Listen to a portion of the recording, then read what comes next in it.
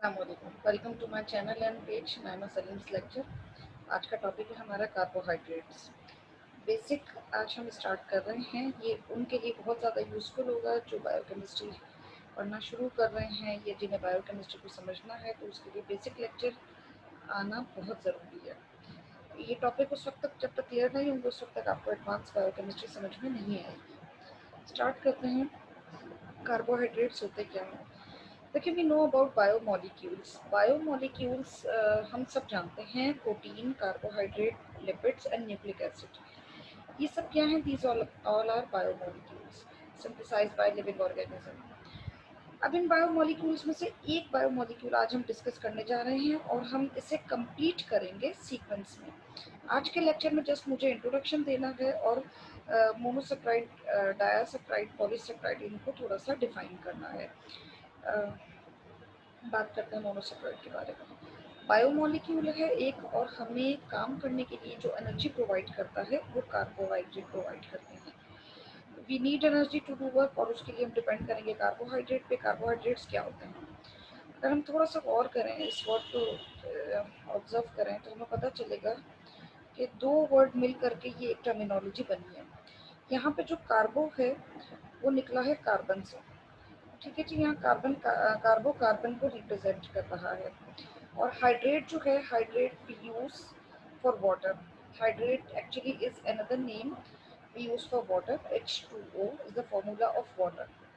क्या हुआ है यहाँ पे? यहाँ ये हुआ है कि इस वाटर मॉलिक्यूल के साथ कार्बन मॉलिक्यूल आकर के अटैच हो गया है। तो जब भी कार्बन, हाइड्रोजन, ऑक्सीजन, ये तीनों एलिमेंट आपस में कंबाइंड हो जाएं, और we know this very well, when two or more than two element combine together, join together, they produce compound। तो एक कंपाउंड बन जाता है, और यहाँ जो कंपाउंड बना है उस कंपाउंड को हम कार्बोहाइड्रेट कह रहे हैं। Why? Because of having this carbon. ठीक है, इसके पास कार्बन मौजूद है। Hydrates of carbon another name we use for carbohydrate. पहले मैंने कहा कि hydrate is another name we use for water, and अब मैं कह रही हूँ hydrates of carbon. Hydrates of carbon carbohydrate का दूसरा नाम है, आप इस नाम से भी इसको कॉल कर सकते हो। एक और डेफिनेशन कार्बोहाइड्रेट की, ऐसे कंपाउंड जो हाइड्रोलाइज हो, टूटे in the presence of water, and then वो प्रोड्यूस करें पॉलीहाइड्रोक्सी एल्डिहाइड्स और कीटोन्स, तो हम उन कंपाउंड्स को कार्बोहाइड्रेट्स कहते हैं।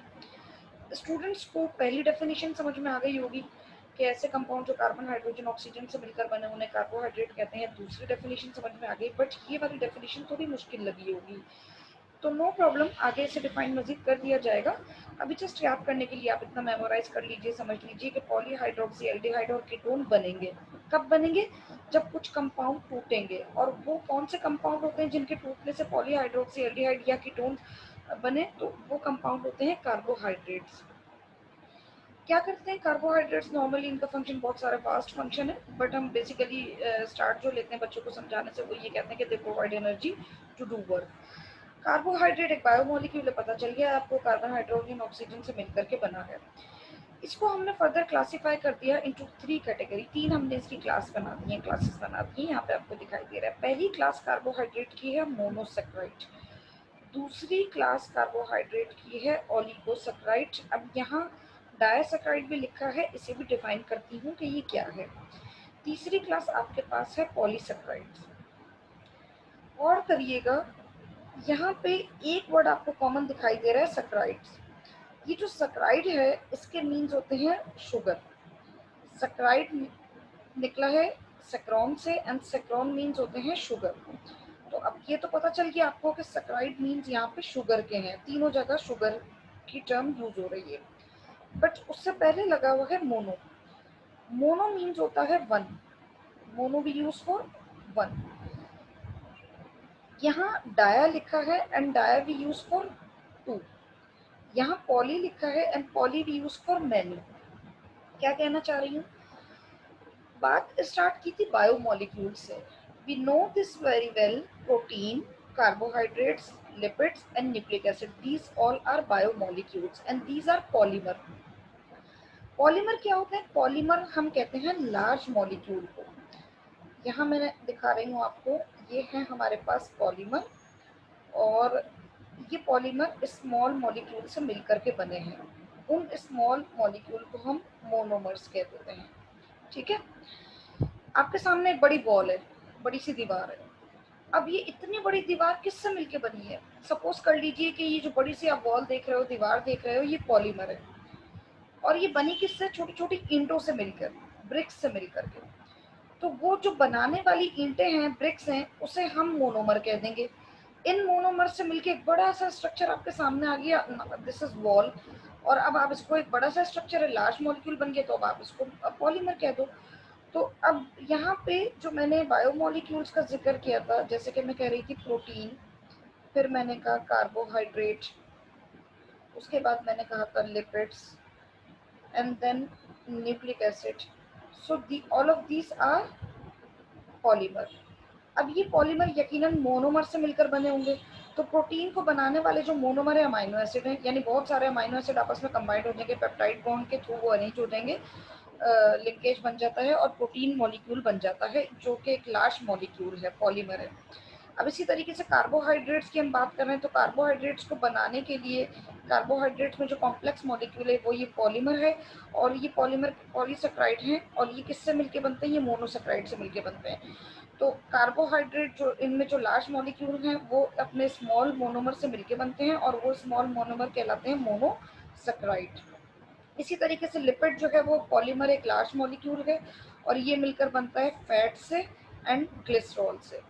ठीक है जी। इसी तरीके से न्यूक्लिक एसिड है, न्यूक्लिक एसिड की दो टाइप होती है, डीएनए आरएनए, और ये मिलकर बनते हैं न्यूक्लियोटाइड्स से।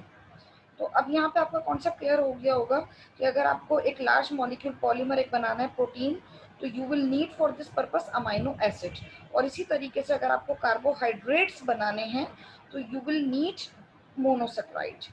तो मोनोसेक्राइड एक यूनिट है शुगर का, ठीक है, एक मॉलिक्यूल है। अगर वो सिर्फ एक ही है तो आप उसे कहोगे मोनोसेक्राइड। और अगर ये दो मोनोसेक्राइड मिल गए, एक मोनोसेक्राइड लेट सपोज ये रहा और दूसरा मोनोसेक्राइड ये रहा, अब ये दो मोनोसेक्राइड जब आपस में कंबाइंड हो जाते हैं तो यहाँ पे जो मॉलिक्यूल बनेगा उसको हम कह देंगे डायसेक्राइड। वो है तो सिंगल मॉलिक्यूल, बट वो मिलकर के बना है इन दो मोनोमर से, यानी दो मोनोसेक्राइड से मिलकर बना है। That's why we are saying it disaccharide. Di means two. अब यहाँ पे अगर बहुत सारे मोनोमर कंबाइंड हो जाएं, तो बहुत सारे मोनोमर मतलब कितने? Many many monomer monosaccharide molecules combined हो गए, तो इनके कंबाइंड होने से जो एक सिंगल मॉलिक्यूल बनेगा वो बहुत ज़्यादा लार्ज और कॉम्प्लेक्स होगा, तो हम उसे कह देंगे पॉलीसेक्राइड।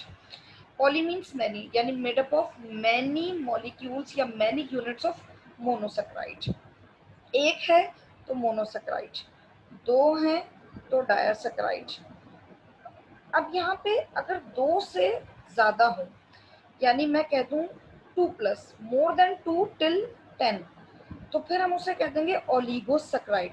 10 तक आ गए ना, तो हमने कह दिया ओलिगोसेक्राइड। और अगर ये 10+ हो गए, अब कितने? 10+10 से ज़्यादा है, मोर देन 10, और कहाँ तक जा सकते हैं? अप टू मिलियंस, तो हम इसे कह देंगे पॉलीसेक्राइड। क्लासिफिकेशन ऑफ कार्बोहाइड्रेट आपको समझ में आ गया होगा। इन्हीं क्लासिफिकेशन को अब मैं इंडिविजुअली डिफाइन करने जा रही हूँ। I am talking about right now monosaccharide. Monosaccharide क्या होते हैं, इनकी कुछ प्रॉपर्टीज आपको पता होनी चाहिए। अगर आपसे कोई पूछता है कि व्हाट आर मोनोसेक्राइड्स, तो आपका आंसर होगा कि कार्बोहाइड्रेट को हमने 3 कैटेगरी में क्लासिफाई कर दिया है, 3 इसकी क्लासेस बना दी है। First monosaccharide, then disaccharide, oligosaccharide, and then we have polysaccharide. इसमें से पहली क्लास को अगर आप डिफाइन करोगे मोनोसेक्राइड, तो आप बोलोगे they are sweet in taste. इनका जो टेस्ट होता है वो मीठा होता है। ये इतने सिंपल होते हैं, इन्हें सिंपल शुगर कहते हैं हम। क्यों सिंपल शुगर कहते हैं? क्योंकि फर्दर ये हाइड्रोलाइज नहीं हो सकते। क्या मतलब है इस बात का? इस बात का मतलब ये कि अगर आपके पास पॉलीसेक्राइड है और आपको अब मालूम है कि पॉलीसेक्राइड कम से कम 10 मोनोसेक्राइड से तो मिलकर के बना होगा, इससे कम होगा तो फिर वो ऑलिगो की तरफ चला जाएगा, यानी 10+। और कितने प्लस हो सकते हैं, कहाँ तक जा सकते हैं? अप टू मिलियन तक। तो वो एक कॉम्प्लेक्स मॉलिक्यूल आपके पास इस वक्त पॉलीसेक्राइड है। अब जब आप इसको तोड़ोगे तो वही आपको मिलेगा जिससे मिल करके ये पॉलीसेक्राइड बना है, यानी वो पॉलीसेक्राइड टूट के ओलिगोसेक्राइड में कन्वर्ट होगा, एंड देन डायसेक्राइड में कन्वर्ट होगा। फर्दर अगर आपने फिर इसको तोड़ा, फिर ब्रेक डाउन किया इसे, तो फिर ये सिंपल फॉर्म में आ जाएगा, यानी मोनोसेक्राइड फॉर्म में आ जाएगा।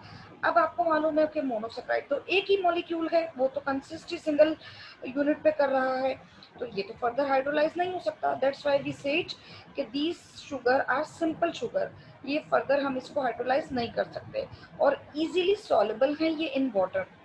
हम इजीली अगर इनको पानी में डिसॉल्व करना चाहें तो आसानी से डिसॉल्व हो सकती हैं। ये आपने प्रॉपर्टीज बता दी है मोनोसेक्राइड की। अब अगर आपसे कोई एग्जांपल पूछता है कि मोनोसेक्राइड की क्या एग्जांपल है, तो आप आंसर करोगे glucose, galactose, fructose, all of these are example, these belong to monosaccharide. यहाँ हमने जो क्लासिफिकेशन की थी वो कार्बोहाइड्रेट्स की थी। कार्बोहाइड्रेट को 3 क्लासेस में क्लासिफाई कर दिया था। बट यहाँ जो अब क्लासिफिकेशन आप देख रहे हैं, ये क्लासिफिकेशन है मोनोसेक्राइड्स की। इस मोनोसेक्राइड को फर्दर क्लासिफाई कर दिया गया है इनटू 2 ग्रुप्स।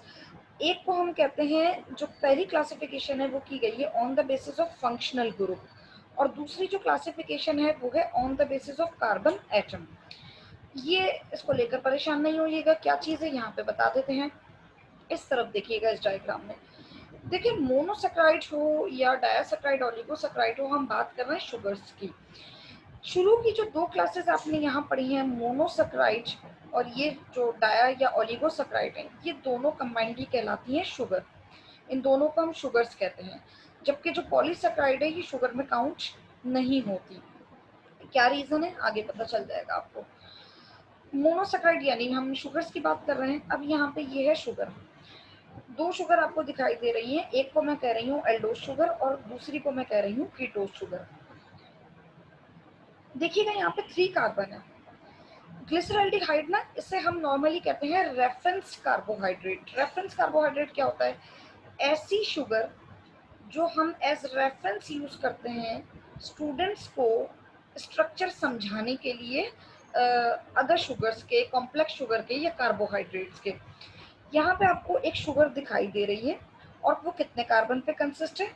3 कार्बन पे। कैसे काउंट कर लीजिए, carbon number 1, carbon number 2, carbon number 3। तो ऐसी शुगर यहाँ पे आपको दिखाई दे रही है जो 3 कार्बन पे कंसिस्ट है। आपने इसको नाम दे दिया ग्लिसरॉल्डिहाइड। क्यों ये नाम दिया है? देखें, मैंने कहा मोनोसेक्राइड को 2 ग्रुप में हमने क्लासिफाई कर दिया, एल्डोजिस और कीटोजिस। कौन सी शुगर एल्डोजिस है, कौन सी शुगर कीटोजिस है, आपको कैसे पता चलेगा? ये डिसाइड करेगा फंक्शनल ग्रुप। उस शुगर के पास जो भी फंक्शनल ग्रुप होगा तो वो शुगर वही कहलाएगी। मतलब अगर एक ऐसी शुगर जिसके पास फंक्शनल ग्रुप एल्डिहाइड हो, यानी CHO इस तरीके से आपके पास आ जाए, तो उस शुगर को आप कहोगे दिस इज एल्डोजिस शुगर।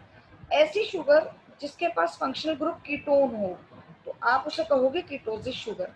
ठीक है, यहाँ देखिएगा, इसको आप एल्डोज शुगर कह रहे हो। क्यों? आपने इस स्ट्रक्चर को गौर से देखा और सबसे ऊपर यहाँ पे इसका फंक्शनल ग्रुप अटैच है, आपने इस फंक्शनल ग्रुप को देखा तो फंक्शनल ग्रुप इसके पास कौन सा है? एल्डिहाइड। और एल्डिहाइड कौन सा होता है? हैविंग कार्बन ने डबल बॉन्ड किसके साथ बनाया हुआ? ऑक्सीजन के साथ, as well as with hydrogen. तो this carbon atom having hydrogen as well as oxygen. तो अभी जो मैंने बात बताई थी, यहाँ पे कार्बन, हाइड्रोजन, ऑक्सीजन तीनों आ गए हैं, CHO। तो अब ये ग्रुप एल्डिहाइड ग्रुप है क्योंकि इस शुगर के पास जो फंक्शनल ग्रुप है वो एल्डिहाइड है। दैट्स वाई मैं इस शुगर को एल्डोजिस शुगर कह रही हूँ। बराबर वाली शुगर को देखिएगा, उसके पास भी 3 कार्बन ही हैं, carbon number 1, carbon number 2, carbon number 3। But मैं इसे ग्लिसरॉल्डिहाइड नहीं कह रही हूँ, इस दफा मैं इसे कह रही हूँ डायहाइड्रोक्सी एसीटोन।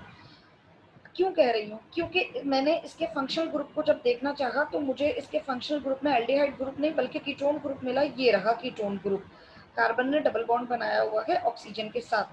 तो अब यहाँ पे ये एक कीटोन ग्रुप मौजूद है। क्योंकि ये कीटोन ग्रुप इसके पास मौजूद है तो अब मैं शुगर को कीटोजिस शुगर कहूंगी। डायहाइड्रोक्सी किस चीज को रिप्रेजेंट कर रहा है? डाया वी यूज फॉर 2, यानी 2 इसके पास हाइड्रोक्सी ग्रुप है। यहाँ देखिएगा, ये एक हाइड्रोक्सिल ग्रुप ये रहा और दूसरा हाइड्रोक्सिल ग्रुप ये रहा, तो 2 हाइड्रोक्सी ग्रुप हो गए, तो इसीलिए कह दिया डायहाइड्रोक्सी। और ओन जो है वो रिप्रेजेंट कर रहा है कि दिस बिलोंग टू कीटोजिस शुगर। और यहाँ लास्ट में एल्डिहाइड जो है वो रिप्रेजेंट कर रहा है कि इसके पास फंक्शनल ग्रुप एल्डिहाइड है और ये बिलोंग करता है एल्डोजिस शुगर से। ठीक है, तो ये ग्लिसरॉल्डिहाइड कहलाएगा और ये एल्डोजिस डायहाइड्रोक्सी एसीटोन फॉस्फेट यानी कीटोजिस शुगर कहलाएगा। उम्मीद है ये बात समझ में आ गई होगी। If there is any confusion तो आप कमेंट कर सकते हैं और आपको रिप्लाई इंशाल्लाह कर दिया जाएगा। मैंने बात की थी कि मोनोसैकेराइड को हमने दो ग्रुप में क्लासिफाई कर दिया, एक को हमने कहा एल्डोजिस शुगर और एक को हमने कहा कीटोजिस शुगर। कौन सी शुगर एल्डोजिस होगी, कौन सी शुगर कीटोजिस होगी, अब आप एबल हो गए आंसर करने के लिए कि हम फंक्शनल ग्रुप से पता लगा लेंगे। जिसके पास फंक्शनल ग्रुप एल्डिहाइड होगा वो एल्डोजिस शुगर होगी और जिसके पास फंक्शनल ग्रुप कीटोन होगा वो कीटोजिस शुगर होगी। दूसरी जो क्लासिफिकेशन, दूसरा जो ग्रुप है वो किस पे है, वो on the basis of number of carbon atom. अब यहाँ देखिएगा इससे क्या मीन्स है, आपको एक टेबल दिखाई दे रहा है, यहाँ जो क्लासिफिकेशन की गई है वो कार्बन एटम की बेसिस पे की गई है। जो फॉर्मूला होता है हमारे पास वो होता है CnH2nOn, CnH2nOn. Here n is representing number of carbon atom. Let's suppose n जो है यहाँ पे मैंने कह दिया मिनिमम जो मैं शुरू करूंगी वो 3 से स्टार्ट करूंगी। मैंने कह दिया यहाँ पे अगर n 3 है तो मैं यहाँ C लिख कर n की जगह लिखूंगी 3, C3 N3 और H2n मीन्स 2 मल्टीप्लाई हो जाएगा, n यहाँ पे वही 3 होगा, 2 को 3 से मल्टीप्लाई करूंगी तो आंसर आ जाएगा 6 और O n की जगह यहाँ पे फिर 3 आ जाएगा, C3H6O3। तो 3 के लिए वी यूज टर्म ट्राया, 3 के लिए हम यूज करते हैं टर्म ट्राया, वी यूज फॉर 3। और हम जो टेट्रा है वो यूज करेंगे 4 के लिए, penta we use for 5, hexa we use for 6 और हेप्टा वी यूज फॉर 7। ऐसी शुगर जिसके पास 3 कार्बन हो तो हम उस शुगर को ट्रायोस कह देंगे, ऐसी शुगर जिसके पास 4 कार्बन हो हम उसे टेट्रोस कह देंगे, ऐसी शुगर जिसके पास 5 कार्बन हो पेंटोस कह देंगे, 6 के लिए हेक्सोस एंड 7 के लिए हेप्टोस कह देंगे। ये बहुत ईजी है, उम्मीद है समझ में आ गया होगा। नहीं समझ में आया आप कमेंट कर दीजिए, मजीद आपको एक्सप्लेन कर दिया जाएगा इजी वर्डिंग में। अब ये क्या है, मोनोसैकेराइड ही है, ट्रायोस, टेट्रोस, पेंटोस, हेक्सोस, हेप्टोस। आपको दोनों क्लासिफिकेशन इजीली समझ में आ चुकी है। मोनोसैकेराइड सिंपल शुगर होती है, स्वीट इन टेस्ट है, सॉलेबल इन वाटर है, glucose, galactose, fructose all of these belong to monosaccharide, ये इसकी एग्जांपल्स होती हैं। एल्डोजिस, कीटोजिस और नंबर ऑफ कार्बन एटम भी समझ में आ गया। अब यहाँ पे एक लिस्ट आपको दिखाई दे रही है, देखिए ये वाली जो क्लासिफिकेशन हुई है नंबर ऑफ कार्बन एटम पे, इसमें भी वही रूल होगा जो थोड़ी देर पहले अभी हमने समझा एल्डोजिस और कीटोजिस शुगर वाला। यानी अब हमारे पास एक शुगर है जिसको मैंने कह दिया ट्रायोस, ट्रायोस से आप फौरन समझ गए होंगे कि हैविंग 3 कार्बन, यहाँ पे 3 कार्बन एटम्स हमारे पास हैं। अब ये जो ट्रायोस है इसको भी वही पहले वाला फॉर्मूला अप्लाई होगा, क्या ये एल्डोज है या ये कीटोज है। तो अगर उस ट्रायोस शुगर के पास फंक्शनल ग्रुप एल्डिहाइड होगा तो मैं उसे कहूंगी ग्लिसरल्डिहाइड, अगर उसके पास फंक्शनल ग्रुप कीटोसिस है तो मैं उसे कहूंगी डाईहाइड्रोक्सी एसीटोन। अगर टेट्रोस मेरे पास शुगर है तो आप फौरन समझ जाएंगे कि हैविंग 4 कार्बन एटम। तो अब टेट्रोस में कौन सी है, एल्डोजिस शुगर है या कीटोसिस है, तो कैसे पता चलेगा, फंक्शनल ग्रुप से। अगर उसके पास फंक्शनल ग्रुप एल्डिहाइड है तो आप उसे कहोगे इराइथ्रोस, और अगर उसके पास फंक्शनल ग्रुप कीटोन है तो आप उसे कहोगे इराइथ्रोलोज। यही फॉर्मूला बाकी सब पे भी अप्लाई होगा। जैसे अगर फंक्शनल ग्रुप 6 कार्बन शुगर पे एल्डिहाइड है तो हम उसे कहते हैं ग्लूकोज, और अगर उसका फंक्शनल ग्रुप एल्डिहाइड के बजाय कीटोन है तो हम उसे कह देते हैं फ्रक्टोज। तो स्टूडेंट्स बहुत ज़्यादा कंफ्यूज होते हैं ग्लूकोज फ्रक्टोज को लेकर, ये कुछ नहीं बिलोंग करता है मोनोसैकेराइड से, बट फंक्शनल ग्रुप को लेकर ये थोड़ा सा एक दूसरे से डिफर करते हैं, ये मुख्तलिफ होते हैं। यहाँ तक आपको बात समझ में आ गई होगी। आगे चलते हैं ओलिगोसैकेराइड। 2 to 10 मोनोसैकेराइड जब कंबाइंड हो जाएं तो हम कहते हैं कि मोनोसैकेराइड मॉलिक्यूल हमारे पास प्रोड्यूस हो चुके हैं। They contain 2 to 10 monosaccharide, 10 plus होंगे तो अल्टीमेटली वो बिलोंग करेगा पॉलीसैकेराइड से। They are also sweet in taste and soluble in water.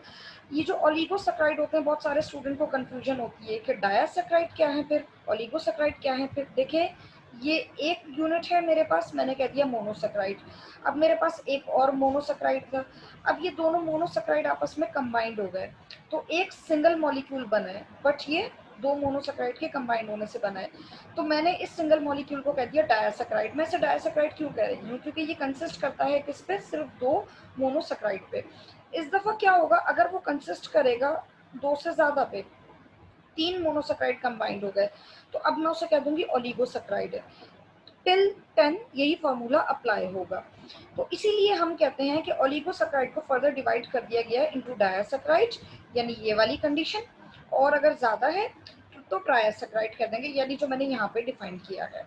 Oligosaccharide more than 3 monosaccharide, अब ये उससे ज्यादा आगे आगे जाएंगे तो हम उसे नॉर्मली यहाँ पे जो बात हो रही है वो ये हो रही है कि ऐसे ओलिगोसैकेराइड जो कम से कम 3 मोनोसेक्राइड पे कंसिस्ट होते हैं, वो हमारी ह्यूमन बॉडी जो डाइजेस्ट नहीं कर सकती। क्यों? क्योंकि वी लेक दीज एंजाइम, हमारे पास ये एंजाइम नहीं होते इनके डाइजेशन के लिए। Last we have polysaccharide. Polysaccharide क्या होते हैं? पॉलीमर ऑफ मोनोसेक्राइड हैं। आपको पहले ही बता दिया गया था कि पॉलीमर लार्ज मॉलिक्यूल होता है, कॉम्प्लेक्स मॉलिक्यूल होता है, जो कि मोनोमर से मिलकर बनता है। और यहाँ पे मोनोमर कौन होंगे? यहाँ पे मोनोमर मोनोसेक्राइड होंगे।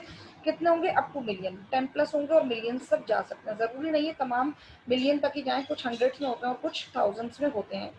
दे आर टेस्टलेस, इनका टेस्ट स्वीट नहीं होता और ये हरगिज वाटर में सॉल्युबल नहीं होते, बल्कि ये वाटर में अगर हम इन्हें डालें तो ये कोलाइड्स बना देते हैं। जो शुरू की 2 क्लासेस हमने पढ़ी हैं, ओलिगोसैकेराइड और मोनोसैकेराइड, उनको हम शुगर्स भी कह देते हैं। और जो पॉलीसैकेराइड है इसे हम शुगर नहीं कहते, ये नॉन शुगर कार्बोहाइड्रेट है, वो शुगर कार्बोहाइड्रेट है। फर्दर पॉलीसैकेराइड को 2 ग्रुप में क्लासिफाई कर दिया गया है, होमोपॉलीसैकेराइड और हेटेरोपॉलीसैकेराइड। हमारा जो इंशाल्लाह नेक्स्ट लेक्चर होगा वो होमोपॉलीसैकेराइड और हेटेरोपॉलीसैकेराइड पे होगा। Thank you so much for listening me. Page को, चैनल को लाइक ज़रूर करिएगा, सब्सक्राइब ज़रूर कीजिएगा, कमेंट ज़रूर कीजिएगा। कोई क्वेश्चन हो तो आप वो भी पूछ सकते हैं। Thank you so much.